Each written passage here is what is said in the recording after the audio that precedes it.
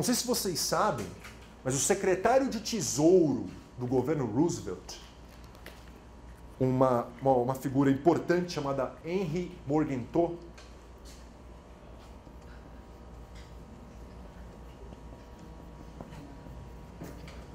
não confundir com o Hans Morgenthau, né, o famoso teórico realista, por favor. Morgenthau, ele produz um plano. Na verdade, ele não, ele apenas, né, é o líder de um processo, de um grupo.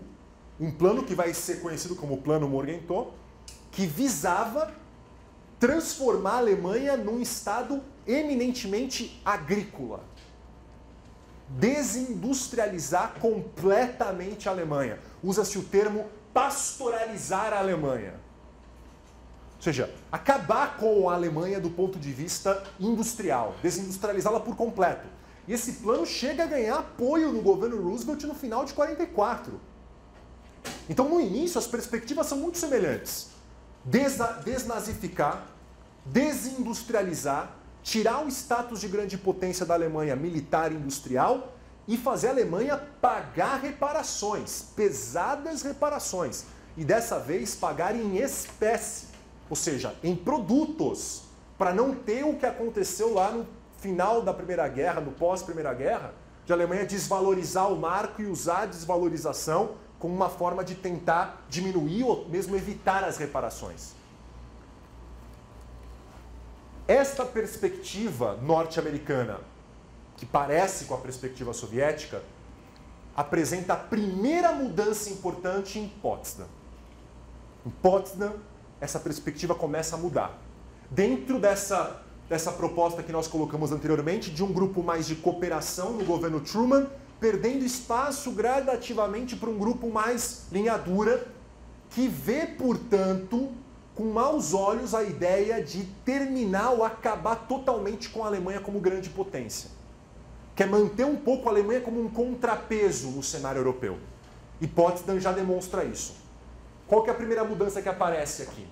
Os Estados Unidos, junto com a Grã-Bretanha, se opõem a uma política de reparações drástica para a Alemanha.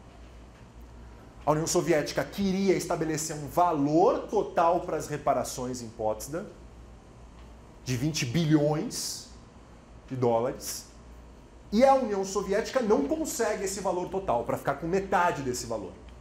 Não se estabelece um valor específico do quanto a Alemanha vai ter que pagar de reparação. O que se estabelece? Qual que é o compromisso que foi mantido em Potsdam? Cada país que possui, portanto, cada país aliado que possui uma área de ocupação na Alemanha, vai poder retirar dessa área o que quiser de reparações, mas apenas dentro da sua área. Então a União Soviética tira o que ela quiser da área que ela ocupa. A França tira o que ela quiser da área que ela ocupa, Estados Unidos a mesma coisa, Inglaterra a mesma coisa. Qual que é o problema dessa perspectiva para a União Soviética? Ela teve que concordar, mas existe um problema nessa perspectiva. Qual que é o problema? O problema é que a área mais industrializada, mais rica, e a área do ponto de vista de recursos estratégicos também mais rica, não é a área que está com a União Soviética. Qual é a área? É a área ocidental da Alemanha. Vale do Ruhr, por exemplo, toda a região da Renânia. Isso não está com a União Soviética. Então, acorda-se que as potências capitalistas dariam até 10% das suas áreas de capacidade industrial para a União Soviética como reparação. E, além disso, trocariam até 15% a mais dessa capacidade industrial da área ocidental por produtos agrícolas. Então, a União Soviética tiraria o quanto quisesse de reparação da sua área, pegaria mais 10% de capacidade industrial do lado ocidental e mais ainda 15%, mas aí por troca de bens agrícolas. Mas foi uma mudança, porque antes a postura do governo norte-americano era de pagamento de duras reparações, coisa que não se reproduz em Potsdam. Agora, tem uma coisa que se mantém em Potsdam, e essa é uma grande vitória para a União Soviética. Esse é um ponto importante para a União Soviética. Por mais que a política de reparações seja, portanto, descentralizada, cada um tira o que quer da sua parte, isso poderia gerar sérios efeitos do ponto de vista do que seria essa Alemanha posteriormente. Por mais que a política de reparações seja descentralizada, a Alemanha será governada por um comitê aliado que, para fazer políticas nacionais, precisa ser um comitê que atua com unanimidade. Porque a perspectiva de que a Alemanha continuará como um país unificado, de uma certa maneira, é ratificada em Potsdam. O que significa isso? Então, no comitê de controle aliado, você vai ter um representante soviético, um representante americano, um representante britânico, um representante francês. Qualquer política que envolva algo além da sua zona de ocupação tem que passar nesse comitê aliado. Então, a Grã-Bretanha pode pegar o que ela quiser de reparações da sua zona, mas ela não pode fazer nada mais, não só na sua zona, muito menos nas zonas dos outros, se não houver concordância dos 4 sobre o que fazer. Isso é muito importante porque garante o que para a União Soviética? Que a área de ocupação da Alemanha Ocidental, que é a maior área que ficou nas mãos dos aliados, e além de ser a maior área, é a área mais rica, não se desmembraria da área oriental que está sob ocupação da União Soviética. E se não se desmembrasse, a União Soviética sempre poderia lutar, pressionar para obter, por exemplo, mais reparações dessa área. E garantir que essa área não caísse sob influência norte-americana, por exemplo. Aí você fala, mas por que a União Soviética ficou com um pedaço tão menor da Alemanha, quando comparado com as 3 zonas juntas, claro, ocidentais? Lembre que a União Soviética utilizou parte da área da Alemanha Oriental para dar para quem?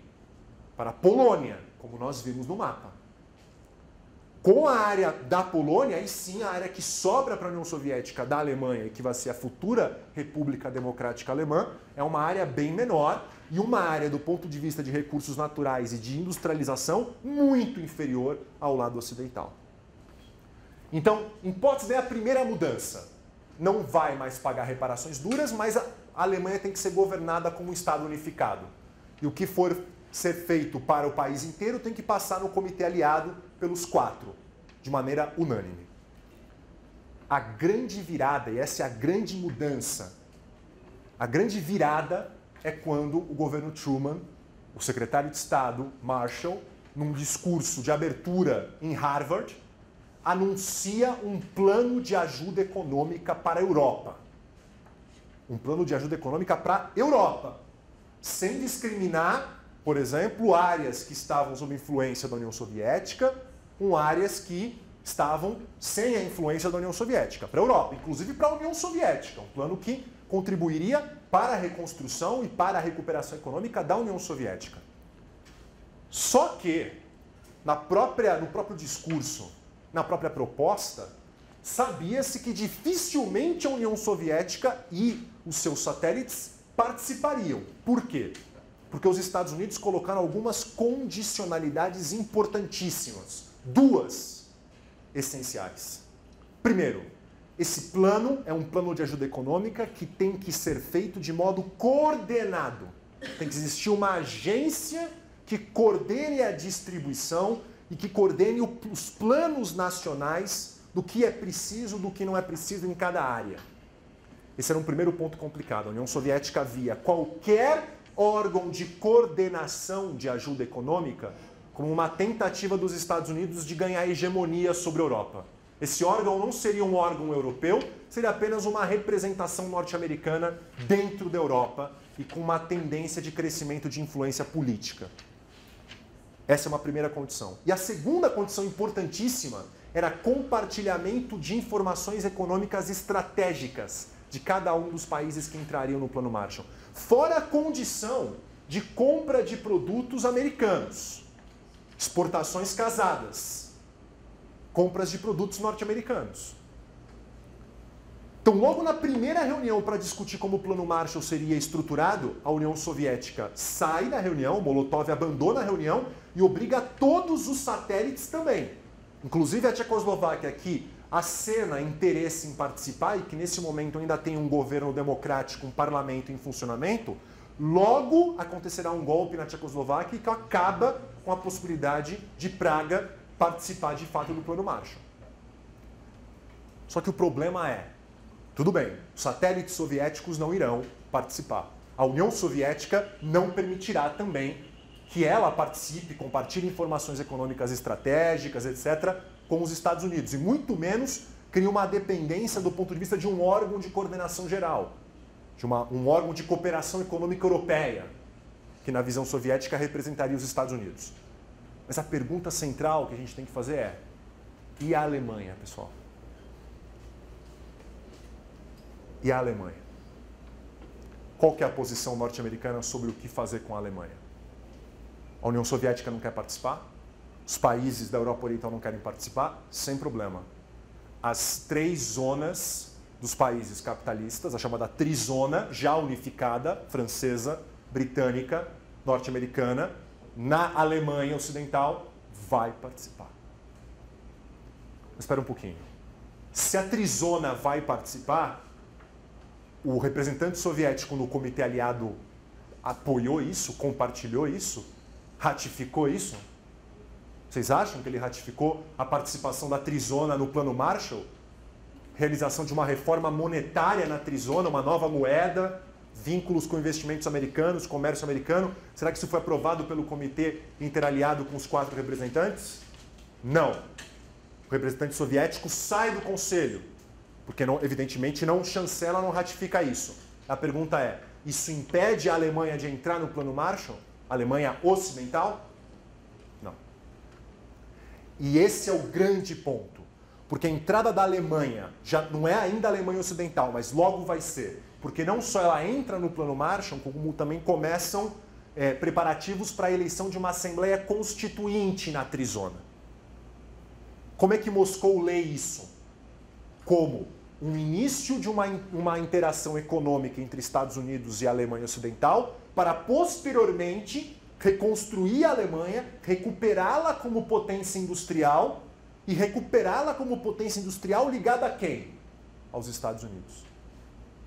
Ou seja, isso para a União Soviética era algo que batia de frente ou que colocava em xeque a sua segurança nacional no médio e longo prazo. Sobretudo tendo em vista, né, percebam, estamos falando de 47. 2 anos antes havia acabado a Segunda Guerra Mundial. E a União Soviética perdeu mais de quase, alguns falam quase 20, outros falam quase 30 milhões de pessoas. E agora você tem um plano de recuperação econômica que antes falava-se que a Alemanha nunca mais poderia ser uma potência industrial e agora será de novo uma potência industrial e vai ser um motor de recuperação da própria Europa Ocidental. O Stalin, então, como eu disse, não aceita e dá uma cartada, que é uma cartada que vai ter sérias consequências. Seríssimas consequências. Qual é essa cartada, pessoal? É o chamado bloqueio de Berlim. No momento em que a reforma monetária vai ser implementada na Alemanha Ocidental e que organizam-se eleições para a Assembleia Constituinte na futura Alemanha Ocidental, o Stalin determina o fechamento das ligações terrestres entre a região ocidental da Alemanha e Berlim Ocidental. Vocês sabem, a gente viu isso no mapa, né?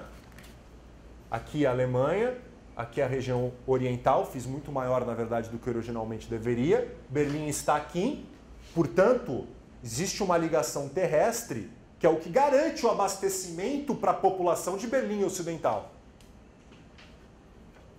Com a integração da Alemanha no Plano Marshall, a União Soviética fecha as ligações terrestres entre a zona ocidental e Berlim Ocidental.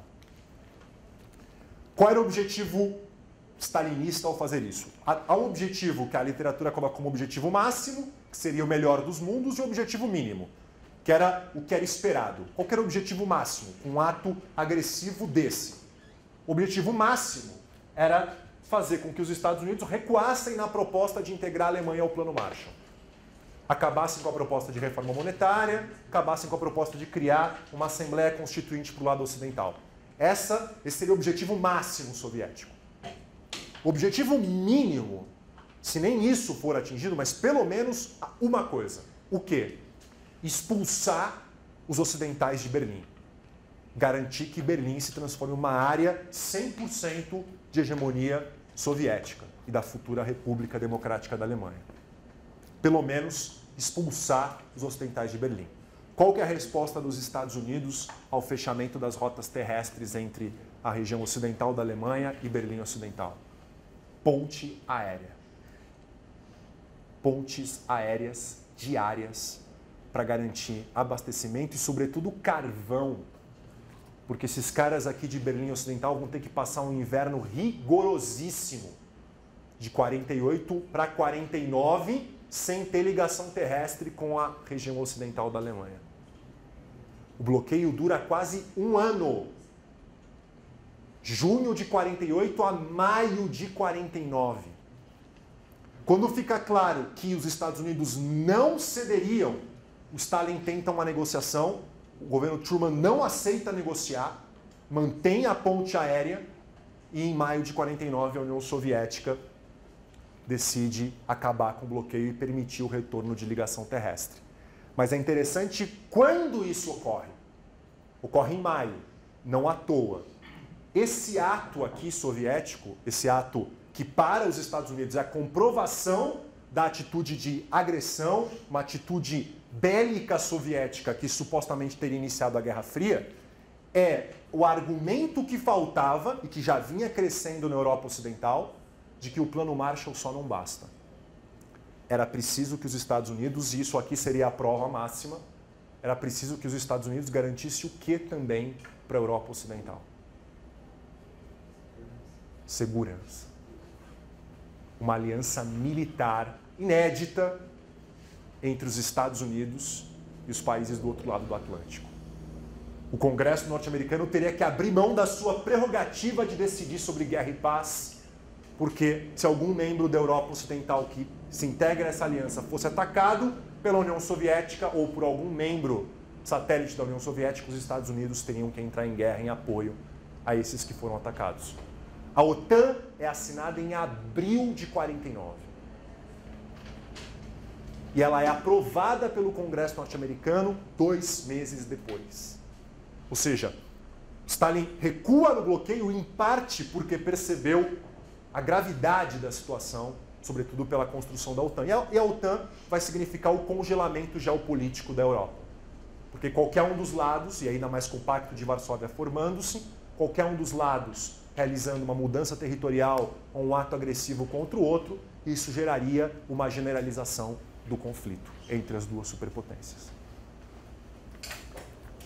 Para os que estão vivos e chegaram vivos a tudo isso, gostaria de levantar 6 considerações finais e aí terminamos a aula. Primeira consideração é a ideia de que é muito complicado a gente pensar em Guerra Fria só no curto prazismo. Eu espero que eu tenha trazido algumas reflexões para vocês sobre o quanto a Guerra Fria se coloca numa história bem mais ampla do século XX e das próprias contradições que a expansão do capitalismo ao longo do XIX e primeira metade do século XX trouxe. Segundo ponto é que me parece muito complicado também a gente cair numa culpabilização, numa responsabilização estrita de um lado ou do outro. Existe uma dinâmica estratégica, uma dinâmica que é potencializada por um antagonismo ideológico e que não permite com que a gente particularize ou responsabilize um lado ou outro pelo início da Guerra Fria. Tá? Seriam a segunda e a terceira considerações. Quarto ponto é que me parece que o momento chave para o início da Guerra Fria é a decisão norte-americana baseada na estrutura de containment que o Kennan formula inicialmente, de que era fundamental garantir a reconstrução e a hegemonia dos Estados Unidos sobre 2 polos de poder fundamentais. Japão, impedindo com que a União Soviética participasse da ocupação do Japão, e a bomba atômica foi fundamental nesse sentido, e a Alemanha, pelo menos grande parte da Alemanha, que é a Alemanha Ocidental.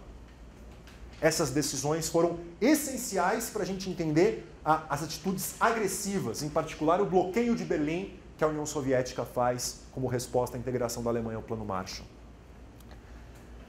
Quinto ponto, a resposta dura da União Soviética, vide exemplo de bloqueio de Berlim, vai confirmar os medos, supostos medos, ou supostas ânsias expansionistas soviéticas que a linha dura do governo Truman tanto dizia. Tá vendo?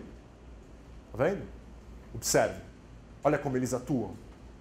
Sendo que o fato, e aí por isso que é complicado a responsabilização, o Plano Marshall sendo aplicado na Alemanha Ocidental é um rompimento de Potsdam. É um rompimento do princípio de que o que acontecer na Alemanha tem que acontecer na Alemanha inteira e não simplesmente na área ocidental. E aí a gente entende a discussão que nós fizemos no seminário passado sobre a importância da União Soviética aparentar não ser aquela que quis o quê, pessoal? Desmembrar a Alemanha. E a última consideração é que com a OTAN e posteriormente com o Pacto de Varsóvia, com o congelamento político da Europa, a Guerra Fria deixa de ser uma Guerra Fria que se trava na Europa, continuará em parte sendo travada na Europa, mas vai muito mais ser travada fora do continente europeu. Daí o porquê alguns autores falam até em fases da Guerra Fria do ponto de vista geográfico. Guerra Fria na Ásia, Guerra Fria na América Latina, Guerra Fria na África e depois um retorno para a América Central, para o Oriente Médio e inclusive para o Oriente Próximo com o Afeganistão já no final da própria Guerra Fria lá nos anos 80. Então a Guerra Fria sai desse congelamento geopolítico europeu e vai ganhar a periferia. E é isso que a gente vai começar a discutir na aula seguinte, com foco em particular na Ásia.